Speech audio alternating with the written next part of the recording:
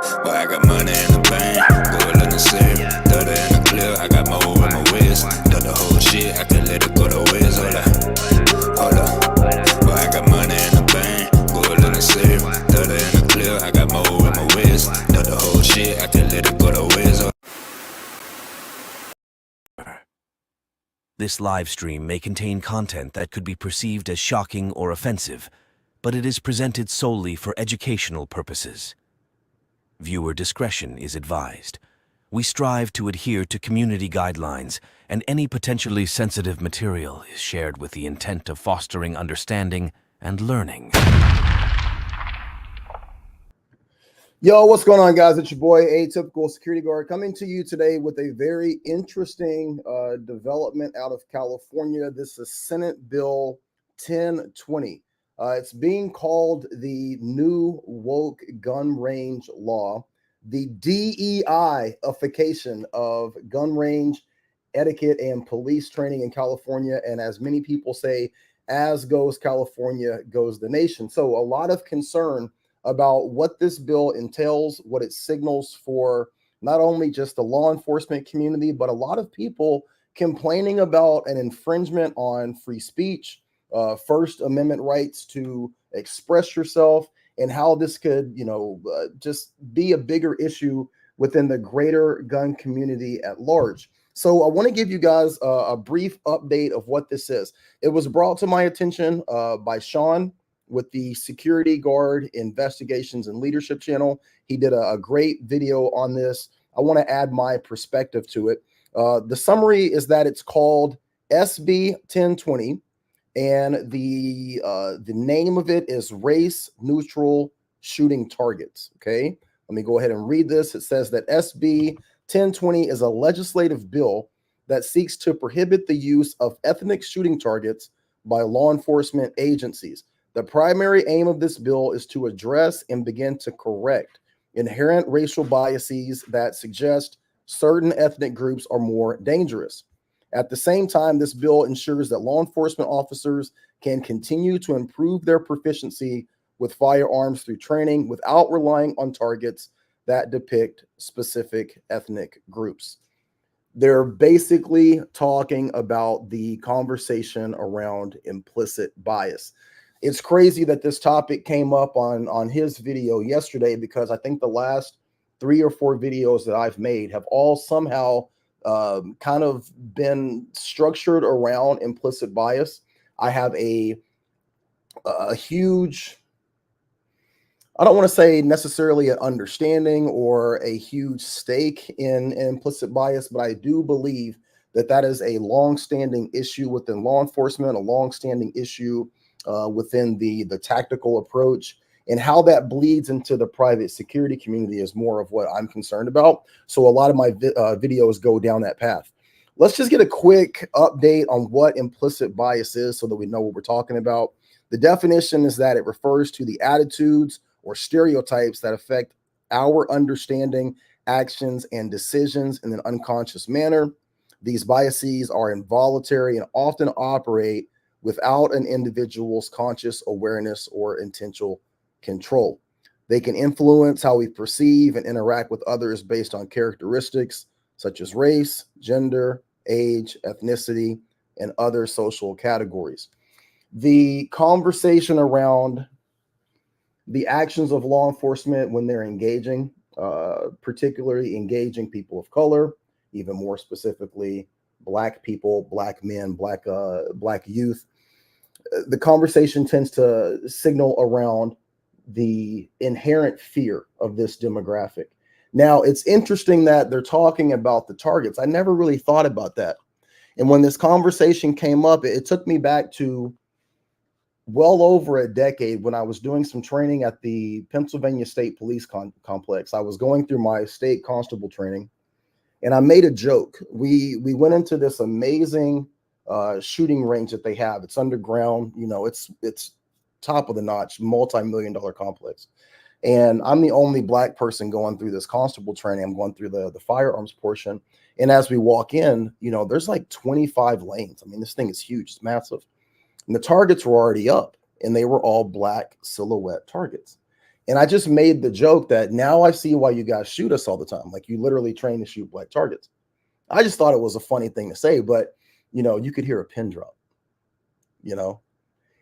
But the more I thought about it, that's actually not too far off, because what you continually see as the target, what you continually associate as the enemy, as what you continually associate as the perpetrator, that does set a precedent in your mind. If you're constantly seeing a certain type of target, that's not too far off from the reality of what implicit bias actually is. I think that when we have this conversation on the backdrop of where this country is right now, where everything is getting dissected, dismantled, everything is being looked at from a stance of oppression and race, I understand where people get tired of that.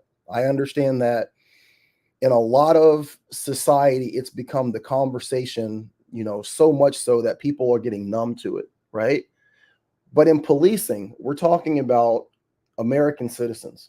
At the end of the day, if you take the race out of the equation, we're talking about American citizens.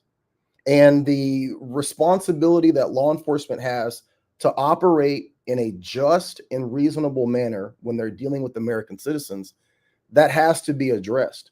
If there is a bias that is leading to a certain level of force, a certain level of restriction of a person's rights, that's something that all of us should be concerned about, because ultimately that could affect any one of us.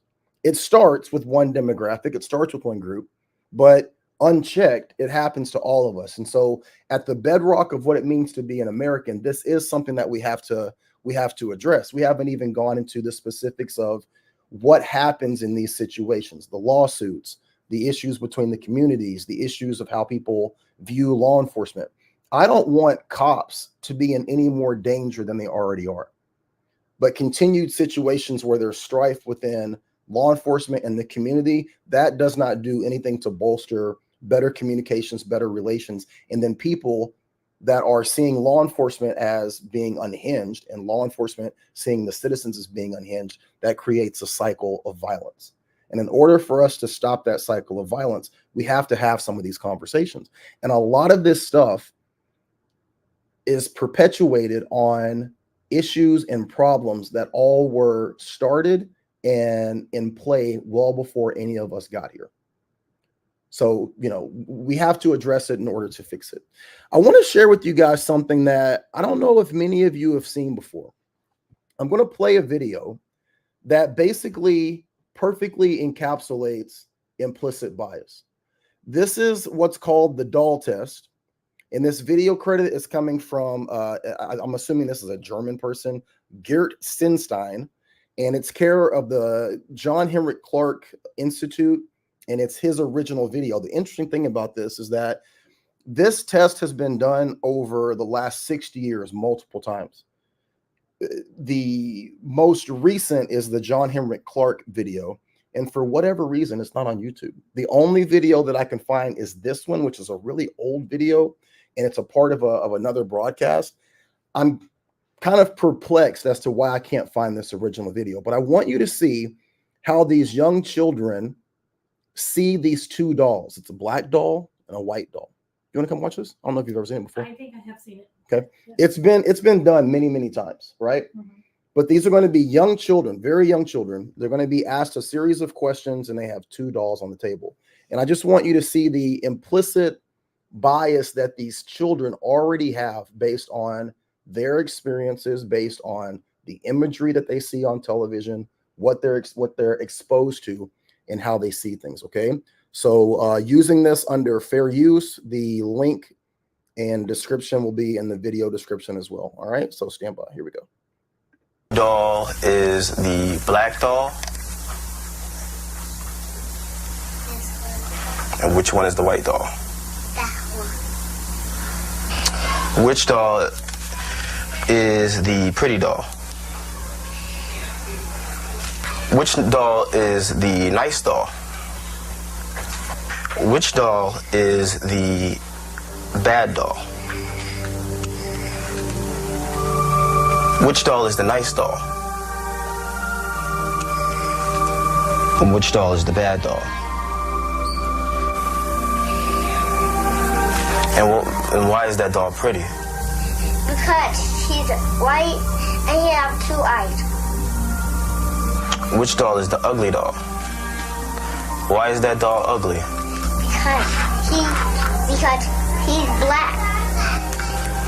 Which doll looks most like you? Like me. Yeah, which one looks like you? And that one. Okay. That doll. What do you think of that? As I stand here with my white wife, who's very beautiful, by the way. You're the pretty one. I've seen that. Stop it. What do you think of that?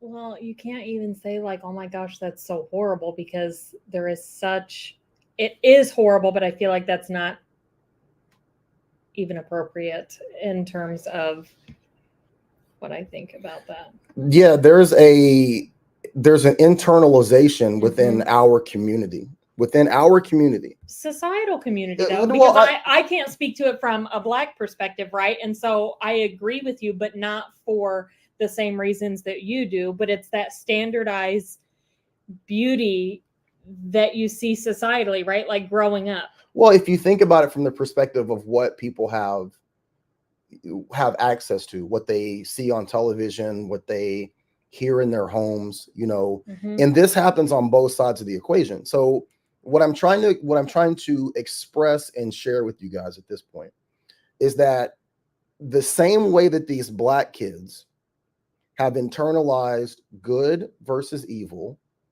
pretty versus ugly, you know, well-behaved, unbehaved, that same level of internalization of all of those constructs, it happens on the other side as well. You could literally find videos on YouTube right now of the doll test where white children of the same age are doing the exact same thing. It's an internalization of that attitude. Now, you take that and you have these people grow up in a society where, I have said this on literally the last 5 or 6 videos, everything that you see on social media concerning Black society, the Black community, is negative. Ratchet behavior is something that is promoted. You know, negative behavior, stereotypical behavior. And guys, you have to understand that, you know, the people that adhere to that lifestyle within the quote unquote Black community, that's a very small segment of society, but it's allowed to be promoted.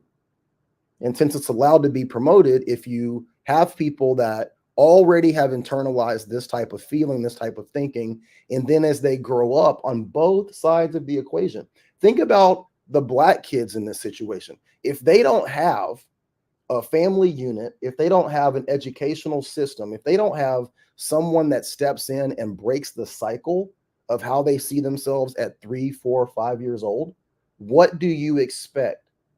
If they already think, I'm the ugly one, I'm the bad one, I ain't shit, I'm a nobody, nobody cares about me. Okay, well then there's no reason to not go down the criminal road. There's no reason to not involve yourself in criminal behavior if that's how you see yourself. Your self-esteem, your self-worth, who you are as a person is already diminished.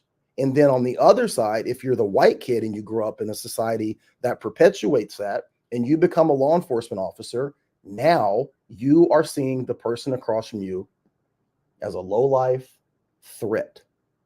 Is that how most law enforcement officers would articulate that? Not at all.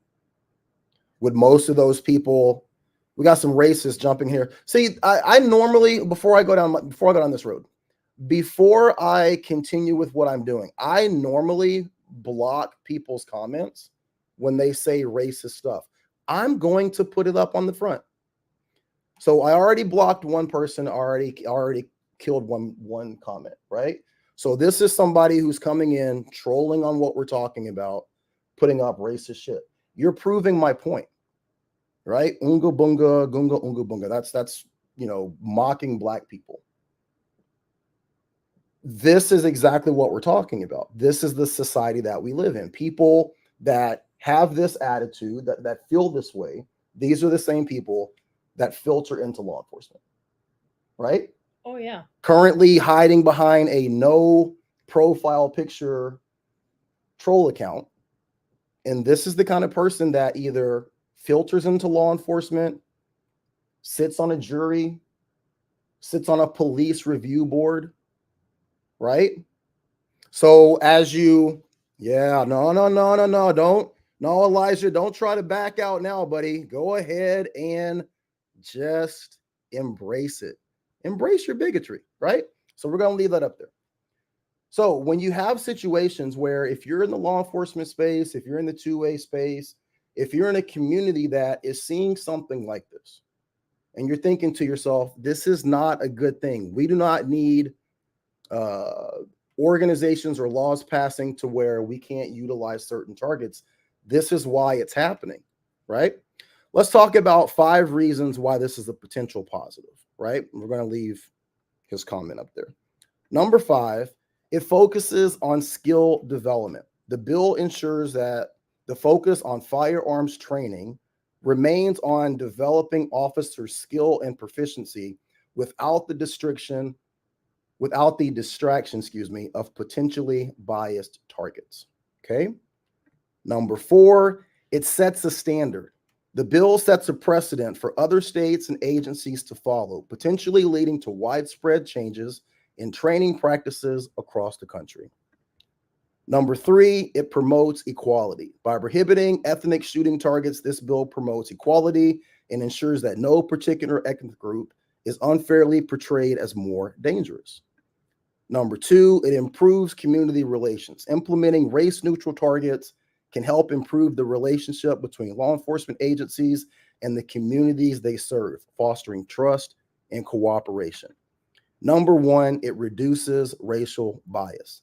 The bill helps to reduce inherent racial biases in law enforcement training, promoting a more impartial and fair approach to training practices.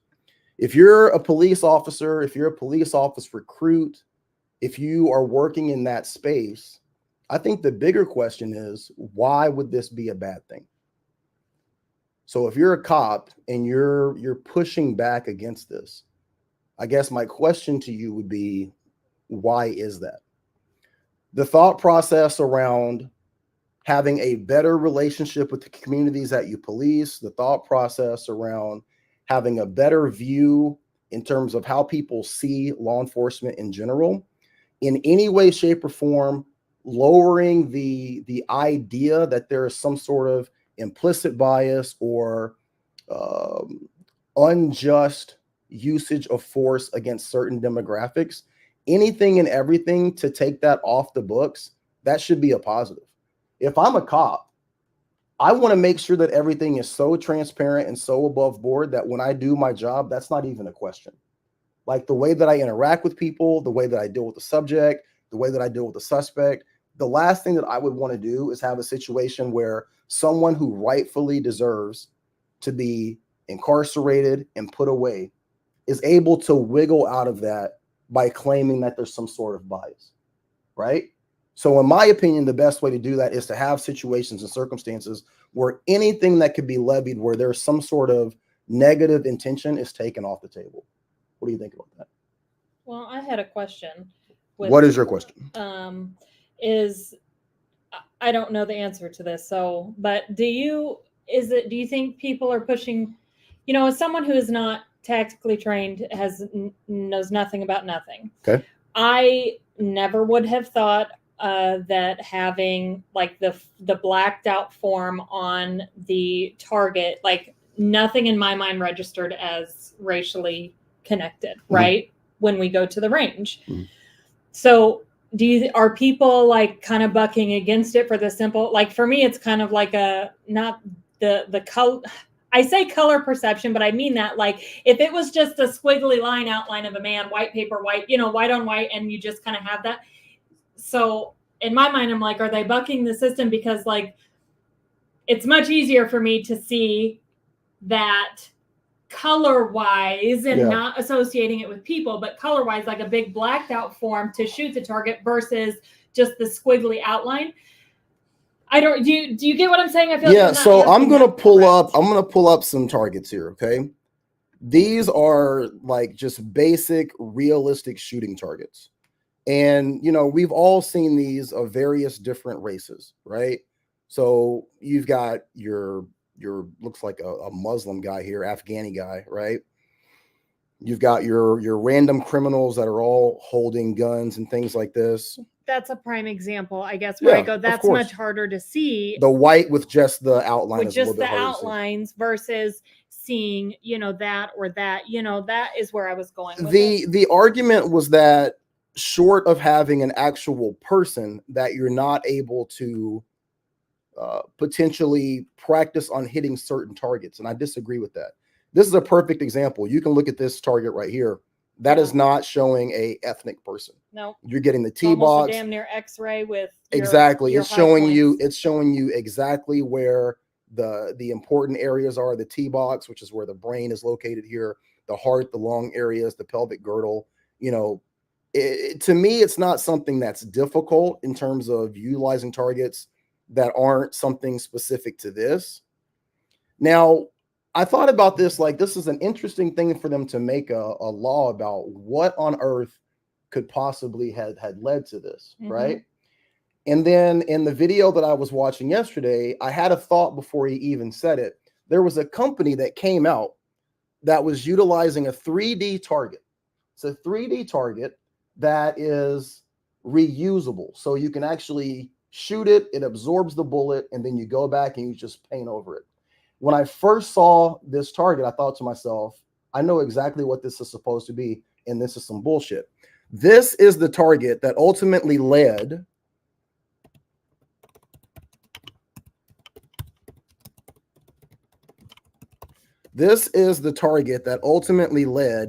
to a complaint by a California. I don't know what her role is, but that's the target right there.